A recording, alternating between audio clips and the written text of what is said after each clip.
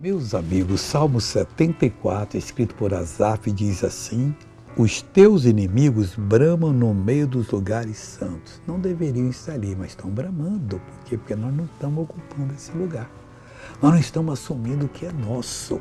Nós precisamos assumir, porque quando mostrarmos o real poder de Deus, a diferença entre o Senhor e os bandidos dos demônios, as pessoas vão se converter. E ele ainda disse, mas põe neles as suas insígnias por sinais, as tuas maravilhas, aquela representação divina. Quando eles verem, vão dizer, não, realmente o Senhor Deus é Deus em toda a terra. Você sabe que muitas pessoas não se convertem por nossa causa, né?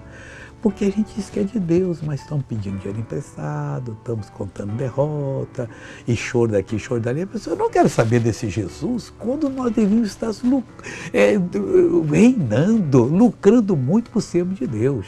Pensa nisso que Deus vai abençoar você. Veja essa pessoa que recebeu a bênção, eu já volto. Quanto tempo você sofre? Olha, faz muito tempo, viu, missionário? Isso tem, desde que eu comecei a trabalhar em escola. Missionário, eu sinto muitas dores aqui. Isso aqui me trava tudo.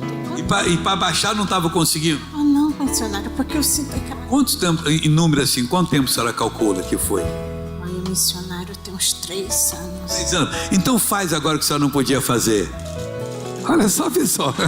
Olha só, pessoal.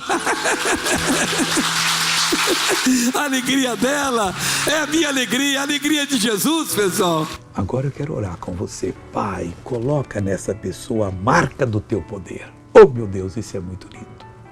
Para que todos possam ver e tremer, ó Deus, porque o Senhor, Deus, é simplesmente Deus, o único, o verdadeiro. E nós estamos perdendo bênçãos por não crermos realmente em Ti. Eu amarro todo o mal que está nessa vida, expulso e ordeno, saia em nome de Jesus Cristo. Ô amigo, levanta a cabeça, marche firme, que Deus é com você.